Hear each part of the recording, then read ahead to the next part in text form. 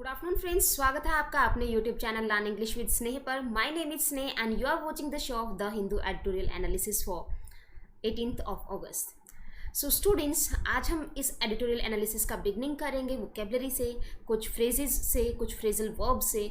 Okay, then after we will move to the editorial analysis. We will read an editorial completely with explanation. Okay, so let's move to the first vocabulary that we have given is pantheon. Okay, and students, was the mean of pantheon? Pan means होता है all. Okay, that means universal. Okay, and the word जब भी आपको कहीं दिख जाए, that is related to religion or God. Is it clear to everyone? Okay, तो pantheon का मतलब क्या समझ में आया? सब देवताओं का मंदिर, that means where all gods are present. Okay, जहाँ पे सारे गॉड प्रेजेंट हों, उस प्लेस को हम क्या कहेंगे? पैंथियन। और I can say all the gods of people, that means सभी लोगों के जो सभी भगवान हैं। Okay, like Christians have some other god, okay, Hindus have some other god. तो दैट मीन्स हर रिलीजन में कुछ अलग अलग गॉड होते हैं। तो ऐसा प्लेस जहाँ पे सभी लोगों के सभी भगवानों का वास हो, उस प्लेस को हम क्या कहेंगे? पैंथियन। ओके, तो पैन से और ती वर्ड से याद रखना, it's very simple. Next one is grim. आपने कई बार सुना होगा students grim reality. Grim reality का मतलब होता है सीरियस रियलिटी और क्रिटिकल रियलिटी। दैट मीन्स कुछ विकट या फिर बहुत ही दुखद। उसे हम याद रखेंगे तो ग्रीफ का मतलब दुख होता है, तो ग्रिम का मतलब क्या हो जाएगा? Grim reality, that means very serious और ग्लूमी और क्रिटिकल, दैट मीन्स विकट अवस्था। ओके, विकट सच्चाई। ओके, नेक्स्ट आपके पास है ग्लूमी का मतलब भी क्या होता है? दुखी, राइट। क्रिटिकल का मतलब भी समझ में आएगा, मतलब बहुत ही सीरियस कंडीशन, बहुत ही सीरियस अवस्था। Okay, next we have given is notwithstanding. Notwithstanding, what does it mean students?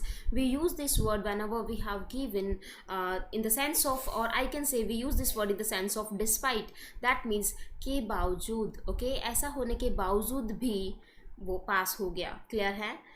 ना पढ़ने के बाद, बिना हार्डवर्क करने के बावजूद भी वो क्या हो गया? पास हो गया। बहुत ज़्यादा रेन होने के बावजूद भी मैं वहाँ पे पहुँचा। दैट मीन्स ये जो कंडीशन है, ये दो कॉन्ट्रास्ट चीज़ों को बताती है, आपको अच्छे से पता है। ओके, तो नॉट विद स्टैंडिंग का मीनिंग क्या हुआ? बावजूद। That means we use this sentence in the sense of despite, in spite of, और नेवरदलेस, और आई कैन से तथापि। ओके, तथापि ऐसा हुआ। नेक्स्ट चलते हैं students, embrace. Okay, what's the mean of embrace? We use embrace in two other senses. Okay, two different senses. First of all we can say support और welcome. Okay, और as well as accept. That means कुछ मानना, कुछ accept कर लेना, किसी चीज़ का welcome करना या किसी के सपोर्ट में रहना, ये सब चीज़ें ऑलमोस्ट सेम है।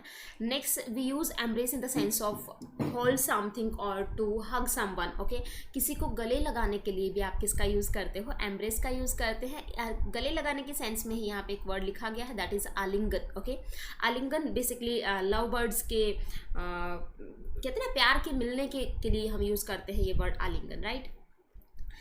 Come to example for this word so that this word would be more clear to you all.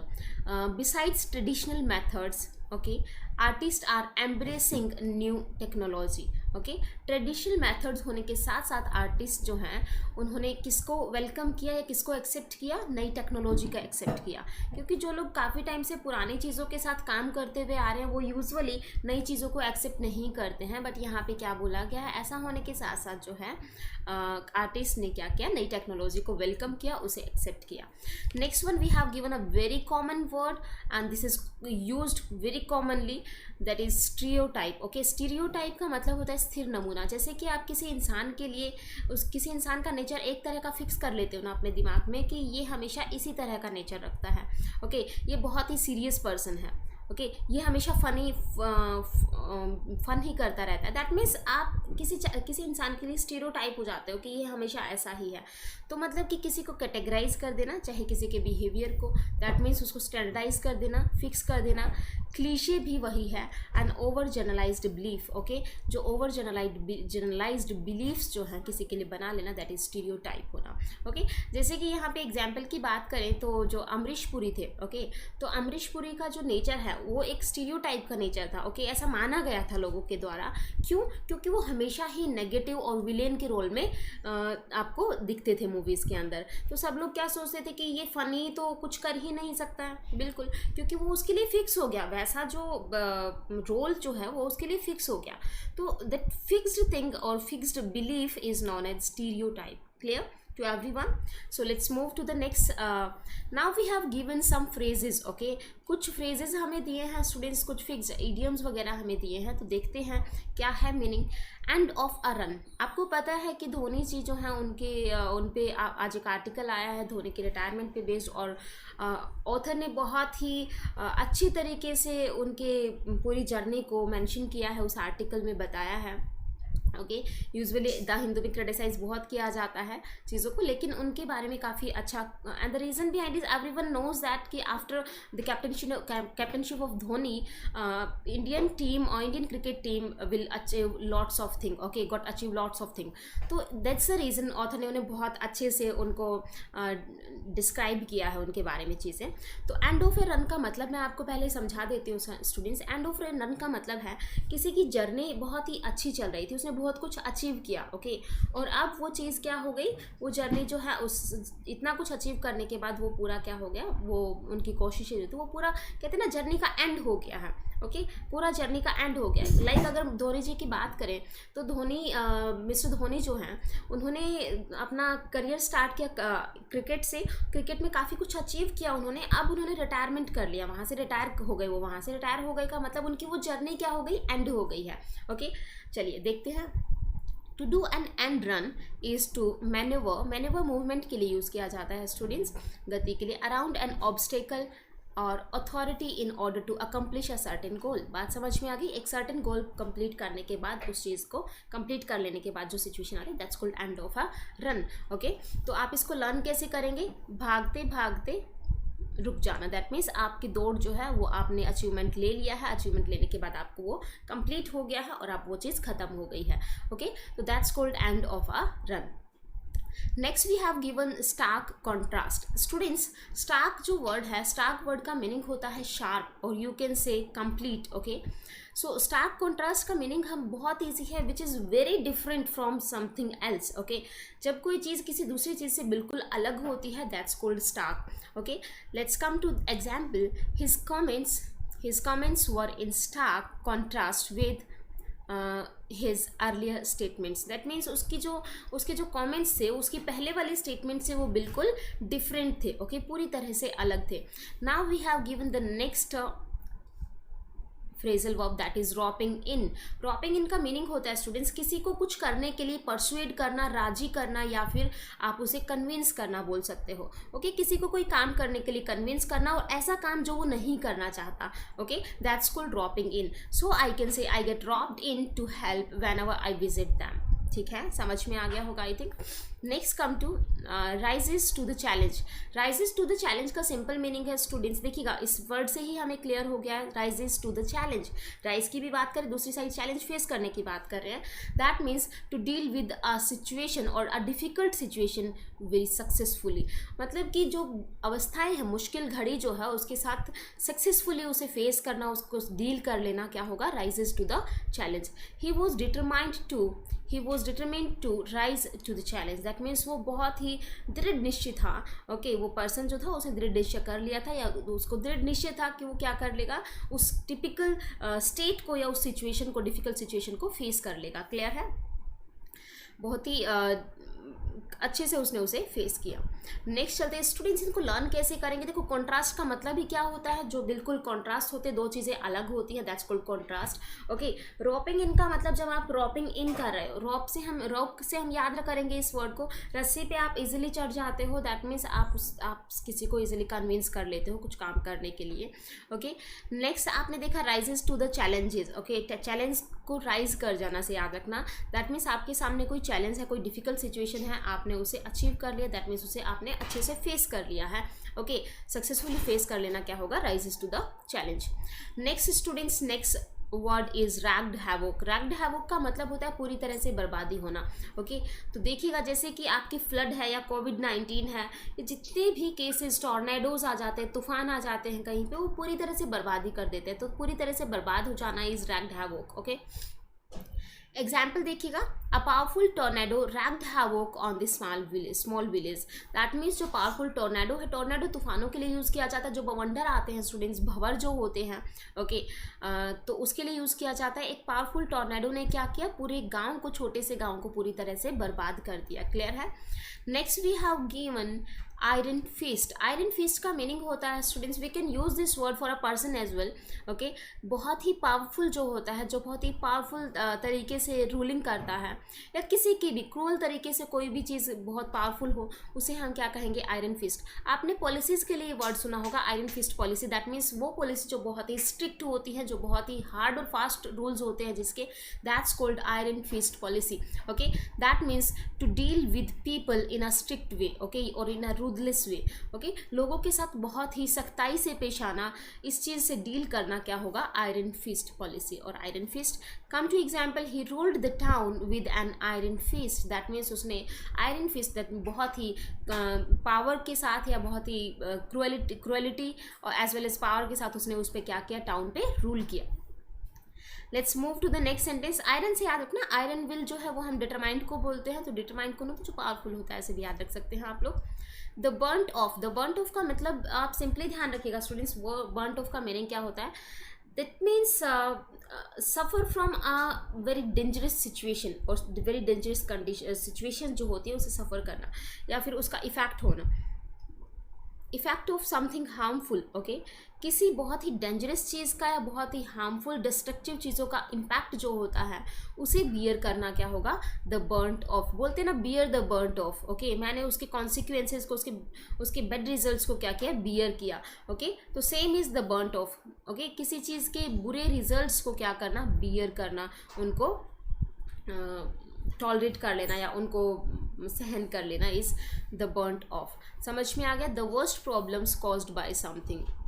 Clear. Cities on the coast, इससे और क्लियर हो जाएगा, देखिएगा, cities on the coast felt और bore the brunt of the storm. Okay, जो coastal cities होती है ना, उन्होंने जो तूफान आया, जो स्टॉर्म हुआ, उसके डेंजरस या हार्मफुल इफ़ेक्ट्स को क्या किया, सहन किया, उनको फेस किया, उनको कहते हैं ना, बियर किया। क्लियर है। That's the mean of the brunt of. Clear है। दैट मीन्स बैड कॉन्सिक्वेंसेज को या फिर कॉन्सिक्वेंसेज को क्या करना, बियर करना, मतलब उसके आउटकम्स को बियर करना। Next one is ramp up. Ramp up का सिंपल मीनिंग ध्यान रखना, रैम्प अप। रैम्प अप का मतलब समझ में आया, ramp up. Okay, that means to increase in volume, rate और अमाउंट, इन चीज़ों में इंक्रीमेंट होना क्या होगा, ramp up. Okay, like I can say the factory ramped up production to meet the increase demand. जो डिमांड लोगों की बढ़ रही है, उस डिमांड को मीट करने के लिए, उसको पूरा करने के लिए फैक्ट्री ने क्या किया, अपने प्रोडक्शन को बढ़ा दिया। That's called ramp up. Okay, next one we have the sense of time. तो आपने स्टूडेंट्स बहुत अच्छे से देखा होगा, इस तरह का एक इंस्ट्रूमेंट होता है, राइट, इस तरह से, और उसमें ऐसे सैंड भरी हुई होती है और वो धीरे धीरे धीरे धीरे नीचे आती जाती है। क्लियर है। तो आपको पता होगा उसी इसे हम बोलते हैं आर ग्लास। ओके, ये जो इंस्ट्रूमेंट आपको दिखाई दे रहा है, दैट्स कॉल्ड आर ग्लास। तो इसका सिंपल ये जो आर ग्लास है, इससे हमें क्या पता चल रहा है कि टाइम जो है वो बहुत जल्दी निकल रहा है। ओके, टाइम पास होता जा रहा है, टाइम निकलता जा रहा है। ओके, तो उस टाइम के लिए हम क्या यूज़ करते हैं, the sense of time. That means उस टाइम की मिट्टी। ओके, हम इसे याद रखेंगे क्योंकि मिट्टी गिरती जाती है, दैट मीन्स टाइम पूरा होता हुआ जा रहा है। That means moments of time. Okay, moments of time that pass quickly. Okay, time के वो पल जो बहुत जल्दी क्या होते जा रहे हैं, पास हो रहे हैं। Let's come to example students. Many civilizations have been buried by the sands of time. That means time के साथ साथ, समय के साथ साथ बहुत सारी जो सभ्यताएं हैं, बहुत सारी सिविलाइजेशंस जो हैं वो क्या हो चुकी हैं, बरीड हो चुकी हैं। Is that clear to everyone? Yes. So let's move to the next. Okay, now we have our article of the day. Okay, editorial of the day is a better test. Okay, this is related to coronavirus, this is related to COVID-19 situation, okay, in our country. Okay, what is happening right now in our country, it's related to that situation, right? A better test, that means testing वगैरह की बात हो रही होगी, understood है, देखते हैं क्या है. India should quickly adopt the rapid inexpensive and sensitive saliva test. Okay, that means India को क्या करना चाहिए, बहुत जल्दी रैपिड इनएक्सपेंसिव और सेंसिटिव जो सलाइवा टेस्ट है उसे क्या करना चाहिए, अडॉप्ट करना चाहिए. और ये सलाइवा टेस्ट स्टूडेंट्स मैं आपको बता दूं, ये यूएस की एक यूनिवर्सिटी है, येल यूनिवर्सिटी, उसके द्वारा ये चीज़ जो है तैयार कर ली गई है. ओके, तो ये जो मेडिसिन है ये तैयार कर ली गई है येल यूनिवर्सिटी ने. और लेट्स देखते हैं. Basically salivary, it's a kind of test, not medicine exactly, it's a kind of test which is prepared or which is discovered by Yale University from the US. Okay, now we have given on August 15, 6.5 months after the first novel coronavirus case was reported in the country. Simple सा meaning है students, 15 अगस्त को 6.5 महीने बाद after the first novel corona virus case जो report किए गए हैं country में, उनके बारे में बात हो रही है. India crossed another grim milestone. Okay, grim का मतलब सीवियर. ओके, इंडिया एक फिर से एक बहुत बड़े और बहुत ही दुखद माइलस्टोन को क्या कर चुका है, इंडिया क्रॉस कर चुका है. And what's the grim milestone is, we have crossed 50,000 deaths in our country. Right, we have crossed over 50,000 deaths. तो हमारी कंट्री में कोरोना वायरस से जो है 50,000 से भी ज़्यादा डेथ जो हैं वो रिपोर्ट की गई हैं. ओके, उसी के बारे में यहाँ पे ऊपर बोला गया है. The total number of cases reported on Saturday, reported as on Saturday stood at nearly 2.6 million. Okay, Saturday को जो total number of cases report हुए जो कोरोना के, वो कितने हैं, वो दोज आर अराउंड 2.6 मिलियन. तो इतने केसेस तो रिपोर्ट हो गए हैं, दैट मीन्स इतने लोग इन्फेक्टेड हैं कहीं ना कहीं. And we have crossed a death toll of 50,000 deaths. Right, next, India has been reporting the most fresh cases in a day in the world since August 2. Okay, अगस्त 2 से, that means 2 अगस्त से India में बहुत सारे fresh cases जो हैं उनकी reporting हो रही है. फ्रेश केसेस आते जा रहे हैं आफ्टर अगस्त 2. ओके, मतलब समझ में आ गया कि करीबन 6.5 महीने बाद जब इसको रिपोर्ट किया गया कि इसके डेटा को देखा गया, तो 15 अगस्त को जब इसका डेटा देखा तो पता चला कि हम लोग, हमारे देश के अंदर ऑलमोस्ट 50,000 से ज़्यादा डेथ्स हो चुकी हैं. ओके, और 2 अगस्त के बाद लगातार नए बहुत सारे केसेस जो है फ्रेश केसेस कोरोना के वो रिपोर्ट होते जा रहे हैं. Next come to here, more than the total death toll now 51,045, which is what is troubling is a shorter time taken for the death toll to double. मतलब issue ये नहीं है कि डेथ टोल जो है वो इतना हो चुका है, हमें पता है कि वो अराउंड 50,000 से भी ज़्यादा डेथ्स हो चुकी हैं. बट प्रॉब्लम ये है, इशू ये है कि बहुत कम टाइम में ये जो डेथ टोल है ये बढ़ा है. बहुत ही छोटे टाइम में ये केसेस जो है ये बढ़ते जा रहे हैं. अगर हम प्रीवियस डेटा की बात करें तो टाइम ज़्यादा था और केसेस कम थे, लेकिन यहाँ पे टाइम बहुत ही कम टाइम में, शॉर्टर टाइम में केसेस ज़्यादा आते जा रहे हैं. Okay, that's the main issue. The toll count crossed 25,000 on 16th July and doubled to over 50,000 in just 30 days. Just think about it students, ये बहुत ही क्रिटिकल डेटा हमें दिया गया है. बहुत ही कि 16th जुलाई तक जो डेथ टोल देखा गया वो अराउंड 25,000 था. ओके, स्टार्टिंग से लेके 16 जुलाई तक हमारे जो डेथ टोल रहा वो कितना रहा, 25,000. But after 16 July till now, okay, 16 जुलाई से 15 अगस्त तक का जो डेटा रहा उसमें जस्ट डबल हो गई ये डेथ टोल जो है, वो जस्ट डबल हो गया. That means right now it's 50,000. तो एक महीने में जो केसेस रिपोर्ट हुए, एक महीने में जो डेथ रिपोर्ट हुई वो करीबन डबल थी प्रीवियस डेटा के. Okay, that's the main issue. Okay, it is certain, ये तय है कि there is some extent of under reporting of death across the country. Okay, कि ये तो तय है कि कुछ अंडर रिपोर्टिंग हो रही है डेथ्स की हमारे कंट्री में. अंडर रिपोर्टिंग का मतलब सही डेटा नहीं प्रोवाइड करवाया जा रहा है, specially when deaths have occurred outside the health care system. Okay, और स्पेशली तब ये तो तय है ना कि मतलब कि हमारे जो अंडर रिपोर्टिंग हो, अंडर रिपोर्टिंग का मतलब है सारी डेथ्स को काउंट नहीं किया जा रहा है. And the reason behind is क्योंकि काउंट कर नहीं पा रहे हैं. कुछ जितनी भी हेल्थ केयर या हॉस्पिटल्स में जो डेथ हो रही है वो डेटा तो काउंट हो रहा है, लेकिन उसके बाहर जो डेटा, जो घर में डेथ हो जाती है, कहीं पे भी किसी और की डेथ हो जाती है, तो उसे तो काउंट ही नहीं किया जा रहा है. क्लियर है? तो ये डेथ अंडर रिपोर्टिंग ज़्यादातर किस वजह से हो रही है, जो death cases outside the health care system हो रहे हैं उनको रिपोर्ट नहीं किया गया है. Next we have given the next paragraph. For instance, for example, अब एग्जाम्पल में बताया है क्या क्या केसेस है. Reporting of COVID-19 cases and deaths by states such as Gujarat, West Bengal, Telangana have been suspect right from the beginning. Okay, तो इन corona virus या कोविड-19 के केसेस जो हैं वो सबसे ज़्यादा सस्पेक्ट किए गए हैं. इनकी डेथ सबसे ज़्यादा हुई हैं कहाँ पे, गुजरात में, वेस्ट बंगाल में, तेलंगाना में. और वो लोग सस्पेक्शन में है दैट मीन्स वहाँ पे डेटा अच्छे से कलेक्ट नहीं किया जा रहा है स्टार्टिंग से ही. Okay, the pandemic defined trend seen in these states is in stark contrast to the rest of the country. Okay, कुछ समझ में आया.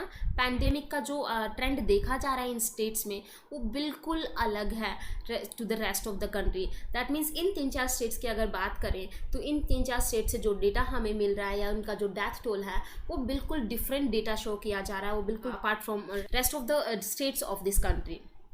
दूसरे राज्यों के कंपैरिजन में no combination of factors can explain the low daily mortality figures in Gujarat and Telangana. Okay, मतलब कि सिंपली बोला जा रहा है कि no combination of factors can explain, कोई फैक्टर्स यहाँ पे एक्सप्लेन नहीं किए जा रहे कि लो डेली की जो मोर्टेलिटी रेट जो है या मोर्टेलिटी जो है, मोर्टेलिटी का मतलब होता है death rate. Okay, mortality rate किसको बोलते हैं, डेथ रेट को. वो फिगर्स कम हैं गुजरात और तेलंगाना में. ओके, तो इन चीज़ों का कॉम्बिनेशन नहीं बैठ पा रहा है जैसा कि देखा जा रहा है इनकी रिपोर्टिंग से. In fact in the last 1 month the death toll or any single day in Telangana has never crossed 15. Okay, in fact last month में अगर देखा जाए तो हर दिन एक दिन में 15 से ज़्यादा क्या डेथ डेटा हमारे पास नहीं आया है, वो 15 से ज़्यादा डेथ नहीं हुई है किसमें, तेलंगाना में. And has been in single digit on many days, और बहुत टाइम तक ये जो डेटा है ये सिंगल डिजिट में भी रहा. किसमें, तेलंगाना की बात कर रहे हैं स्टूडेंट्स हम लोग. The state even reported 0 deaths on 26 July. Even जो तेलंगाना है उसने 26 जुलाई को 0 डेथ्स की रिपोर्ट दी. 0 मतलब कि उनके स्टेट में कोई भी डेथ नहीं हुई ऑन 26 जुलाई. जबकि गुजरात में अगर देखते हैं, while in Gujarat deaths have never cross 30. जबकि गुजरात में अगर देखा जाए तो डेथ रेट जो है, डेली का जो डेथ रेट है वो अभी तक 30 से ज़्यादा क्रॉस नहीं हुआ है, एक्सेप्ट 1 डे ओनली, एक दिन को छोड़कर. हाउएवर, चाहे जो भी हो, under reporting notwithstanding, okay, under reporting होने के बावजूद it is unlikely to be huge enough to change the death toll several fold. अगर ऐसा होता रहा तो हमारे जो डेथ टोल है उसमें बहुत बड़ा चेंज देखा जाएगा. Okay, next we have given like in most South East Asian countries, जितने भी ज़्यादातर जो साउथ एशियन कंट्रीज़ हैं, death per million population have been low in India. अगर उनके कंपैरिजन में हम देखें तो इंडिया में डेथ के केसेस कंपैरेटिवली कम है. While the case fertility rate too has been low, और जो डेथ रेट है वो भी कहीं ना कहीं क्या है, कम है comparative to other countries. The continuous dip in the rate might be due to more cases, और ये जो डेथ रेट है वो मोर्टेलिटी रेट है वो कम इसलिए है क्योंकि यहाँ पे केसेस बहुत ज़्यादा हैं. ओके, और डेथ बहुत कम है. ओके, तो वो रेट जो निकल के आती है वो एवरेज अल्टीमेटली कम है कंपैरेटिवली. इंक्लूडिंग एसिम्टोमेटिक वंस, और जो उनको भी मिला के जो एसिम्टोमेटिक हैं, जिनको कहते हैं ना कि जो सिम्टोमेटिक नहीं हैं, being detected due to increased testing, जो कि डिटेक्ट किए जा रहे हैं टेस्टिंग के इंक्रीज होने से. कौन सी टेस्टिंग के, रैपिड एंटीजन टेस्ट से. ओके, मतलब कि देखो यहाँ पे ज़्यादातर हो क्या रहा है कि लोग अपने आप आके अब टेस्ट करवा रहे हैं कोरोना के, तो इसलिए हमारा जो डेटा वो कहीं ना कहीं बढ़ता जा रहा है. Okay, also large cities that witnessed strained health care infrastructure due to the surge in cases. Okay, ज़्यादातर सिटीज़ में जो बड़ी बड़ी सिटीज़ हैं उनमें जो विटनेस जो केसेस हमें मिल रहे हैं वो किसकी वजह से वो केसेस बढ़ते जा रहे हैं, leading to more deaths. Okay, और डेथ्स भी ज़्यादा होती जा रही हैं. इंडिया की हम बात कर रहे हैं अभी, बड़ी बड़ी सिटीज़ में seem to have passed the peak, और वो बिल्कुल पीक को पार कर चुका है. दैट मीन्स एक लिमिट को क्रॉस कर चुका है. A big shortening of rapid antigen test is there, low sensitivity. Meaning समझ में आया यहाँ पे आप लोगों को. शॉर्टकमिंग का मतलब होता है एक तरह से कमी या फिर उसकी डिसएडवांटेज. ओके, ये रैपिड एंटीजन टेस्ट जो है इसका डिसएडवांटेज क्या है, यहाँ पे लो सेंसिटिविटी देखी जा रही है. And despite the ICMR recommendation, ICMR की रिकमेंडेशन होने के बावजूद भी more states have very low rates of validation of negative test. ज़्यादातर स्टेट्स में जो है बहुत ही लो रेट्स हुए हैं किसके नेगेटिव टेस्ट के, मतलब कि नेगेटिव रिजल्ट्स बहुत कम आए हैं यूजिंग द मोलिकुलर मेथड को यूज़ करते हुए। Relying mostly on rapid antigen test will result in many of the infected continues to spread the virus. मतलब समझ में आया कि relying mostly on rapid antigen test, मतलब रैपिड एंटीजन टेस्ट पे रिलाई करते हुए अगर हम देखा जाए तो अभी सिचुएशन जो है उसमें ये जो कोरोना वायरस है ये रूरल एरियाज़ में भी फैलना क्या हो गया है, स्प्रेड हो गया है। और अगर ऐसा ही चलता रहा इन टेस्ट के थ्रू तो हम क्या हो जाएगा, जो वायरस है वो और ज़्यादा इन्फेक्ट होगा, कॉन्टिन्यूसली स्प्रेड हो रहा है। ओके देखो क्या हो रहा है, रैपिड एंटीजन टेस्ट की वजह से ना लोगों की रिपोर्ट्स नेगेटिव आ रही हैं और इन केस फिर उनको वो अपने घर चले जाते हैं। ओके और देखा जाता है कि बाद में अगर उनको कोरोना वायरस पॉजिटिव बाद में पाया जाता है तो तब तक बहुत सारे लोग वो कोरोना है तब तक बहुत सारा फैल चुका होता है। ओके तो ऐसे केसेस बहुत हो रहे हैं अभी। नेक्स्ट देखते हैं, if speed, low cost and constraints of molecular testing capacity are the reasons why many states have embraced rapid antigen testing. If speed, low cost and constraints of molecular testing capacity, इन तीनों चीज़ों की वजह से ये तीनों चीज़ें reason हैं कि ज़्यादातर स्टेट्स ने इसको वेलकम किया, किसको, रैपिड एंटीजन टेस्टिंग को। Okay the emergency use authorisation granted recently. Okay अभी जो USA है उसने सलाइवा टेस्ट को क्या किया है, वहाँ से ग्रांट हो गया, दैट मीन्स उसे परमिशन मिल गई है, वो डेवलप किया जा चुका है किसके द्वारा, येल यूनिवर्सिटी के द्वारा, जो कि इंडिया के लिए एक अच्छी न्यूज़ होनी चाहिए। ओके जो कि इंडिया के लिए कहीं ना कहीं एक अच्छी न्यूज़ है अगर इंडिया इसे अडॉप्ट करता है तो। देखते हैं, this rapid, inexpensive and non invasive and highly sensitive test, ये टेस्ट किसकी बात कर रहे हैं हम लोग, सलाइवा टेस्ट की बात कर रहे हैं, right. That usage saliva samples, ये टेस्ट क्या करता है, सलाइवा सैम्पल्स को लेता है। Okay will not only help, और ना केवल हमें मोर केसेस को डिटेक्ट करने में हेल्प करता है बल्कि जो ट्रेन वर्कर्स हैं, ट्रेन केयर वर्कर्स जो हैं उनकी भी मदद करता है, अगर वो सैंपल, उनकी भी मदद होगी अगर वो सैम्पल्स को क्या करें, कलेक्ट करें तो। With the testing protocol made freely available, जो टेस्टिंग प्रोटोकॉल्स हैं वो मतलब आसानी से अवेलेबल हैं easily. India should facilitate rapid adoption of the test in the states of the test by states after local validation. जब प्रूफ हो जाए, दैट मीन्स प्रूफ होने के बाद इंडिया को इस टेस्ट को अडॉप्ट करना चाहिए। Early results of the saliva test have been encouraging, जो स्टार्टिंग में जो रिजल्ट्स आए सलाइवा टेस्ट के वो बहुत ही एनकरेजिंग रिजल्ट्स रहे, मतलब बहुत ही पॉजिटिव रिजल्ट्स रहे। And India will hugely gain by embracing it in lieu of the unreliable rapid antigen test. अब ऐसा देखा गया है कि क्लियरली बताया जा रहा है, इसमें ऑथर सजेस्ट भी हमें कर रहा है, इन्फॉर्मेशन तो मिल ही रही है एज वेल हमें सजेशंस भी मिल रहे हैं कि अनरिलायबल रैपिड एंटीजन टेस्ट जो है उसकी बजाय, that means in place of unreliable rapid antigen test, यहाँ पे इन ल्यू ऑफ जो है ना students, in lieu of, okay इसका मतलब होता है इन प्लेस ऑफ, इसके स्थान पर।